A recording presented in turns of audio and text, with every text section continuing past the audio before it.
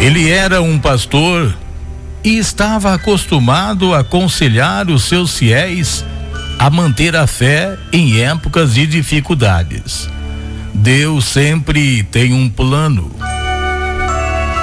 Confiem na vontade dele, ele sempre dizia. Um dia após o culto, dirigindo-se para casa, percebeu que uma de suas vizinhas, uma senhora de 78 anos, estava envolvida em um acidente de carro. Parou para ajudar. De repente, um carro em alta velocidade o colheu e o esmagou de encontro ao veículo da senhora, e ele socorria. Ele sentiu a sua perna explodir em dor. Ficou se contorcendo ali no asfalto até ser socorrido. A próxima cena que lhe ficaria na memória seria do cirurgião colocando-lhe um papel entre as mãos e lhe pedindo para assinar. Era autorização para amputar a sua perna. Não havia outra solução. Nos dias que se seguiram, as cirurgias haveriam de se suceder num total de 7 em 10 dias.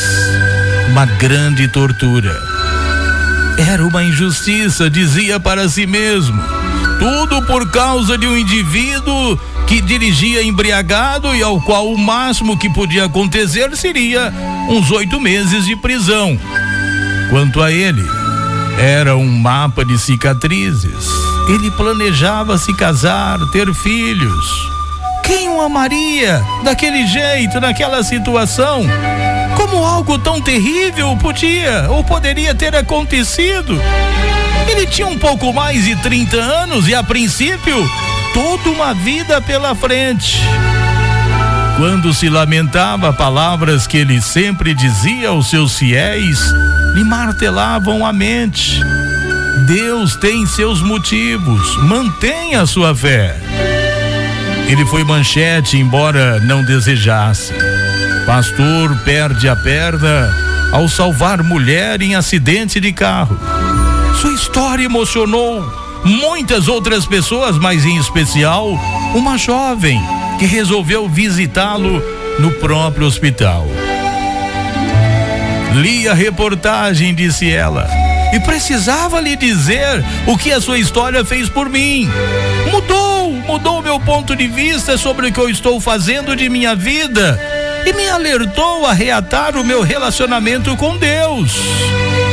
Enquanto ela falava, ele, pela primeira vez desde que adentrara o hospital, esquecera-se da própria dor. Perguntou-se se ela frequentava alguma igreja e o diálogo prosseguiu. Ele teve necessidade de se submeter à fisioterapia e reaprender a andar com uma perna artificial. Foram muitas quedas. De cada uma ele se levantava mais forte. Menos de um ano depois, casaram-se.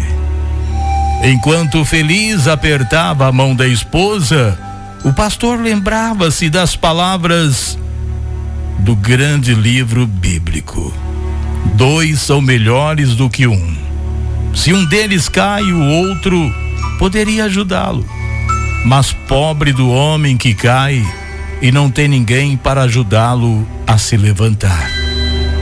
Ele tinha certeza agora, mais do que nunca, que os planos de Deus são infalíveis e que suas disposições são sempre corretas e justas, mesmo que no momento não conseguimos entender.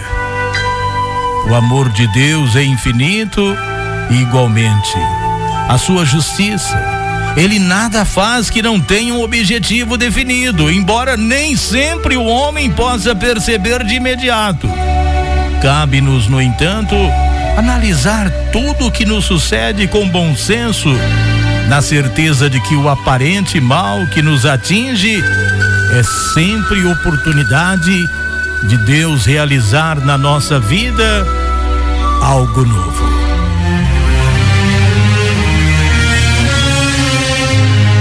Às vezes alguém pode se perguntar: por que Deus permite o mal? Por que Deus permite isso e aquilo outro? Por quê?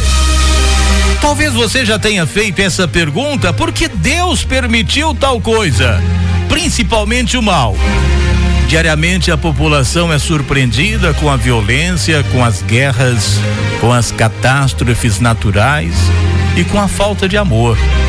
O amor ao próximo tem se tornado escasso e o mal tem se alastrado de maneira violenta. Diante disso, ao ver ou enfrentar algo dessa natureza, surgem algumas perguntas intrigantes.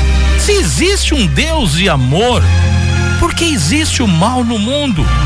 Por que ele não está fazendo algo sobre isso? E muitos vão além, supondo que a existência do mal refuta a existência de Deus.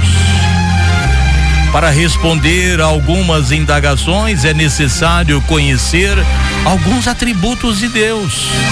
A palavra de Deus diz que Deus atribui Deus como santo, justo, verdadeiro e soberano. Esses atributos dizem o seguinte sobre Deus: Deus é capaz de prevenir o mal. Então, se Deus é capaz de prevenir o mal, por que ele permite que o mal aconteça? Para entender de maneira prática essas questões, é necessário considerar os princípios que Deus usa para governar a humanidade. Deus poderia mudar o caráter de todos para que não pudessem pecar, mas isso significaria eliminar o livre-arbítrio. As pessoas não seriam capazes de escolher o certo ou o errado, porque já seriam programadas para fazer somente o bem. Em vez disso, Deus fez Adão e Eva inocentes, mas com a capacidade de escolher entre o bem e o mal. Com isso, eles poderiam escolher amar e obedecer a Deus ou desobedecê-lo, mas escolheram desobedecer. Isso demonstra que todos vivem escolhas, todos vivem um mundo real onde é possível fazer escolhas, sim, mas deve-se lembrar que essas escolhas têm consequências diretas e indiretas. O pecado de Adão e Eva afetou a todos que vieram depois deles. Da mesma forma, cada decisão para o pecado tem um impacto individual e também coletivo. Diante disso, Deus não pode quebrar o princípio do livre-arbítrio, pois estaria infringindo uma lei que ele mesmo criou. Uma parte bíblica diz: o Senhor não retarda a sua promessa, ainda que alguns a tenham por tardia, mas é longânimo para conosco, não querendo que alguns se percam, senão que todos venham a arrepender-se. Deus poderia ter eliminado todo o mal da humanidade simplesmente removendo o livre-arbítrio. Isso significa que o homem não teria a opção de escolher e tomar decisões. Sendo assim, ele poderia ter feito fantoches ou marionetes. Ao tirar a capacidade de escolher, o mal desapareceria. Entendeu? Entendeu porque o mal existe, entendeu porque acontece algo na sua vida, na minha vida, às vezes alguma atitude que Deus permite para nós aprender algo mais sublime, para nós crescer em temor, em obediência, em reverência diante de Deus. Aquele homem sempre pregava Deus e os planos de Deus como infalíveis, e do nada um acidente que originou uma perca de uma das suas pernas, cirurgias, dores, e ele se perguntava: por que Deus? Por quê? Por quê? Por quê? Até que ele entendeu. Aquela jovem que, ao ler a sua história, mudou de vida para com relacionamento com Deus e supostamente veio ser a sua companheira, a sua esposa. Quem sabe Deus está permitindo alguma situação na sua vida que você não está entendendo, mas simplesmente busque a Deus em oração e diga: Senhor, faça-se em mim segundo a tua vontade, me dê força, paciência e crença para acreditar que o Senhor está no controle de todas as coisas.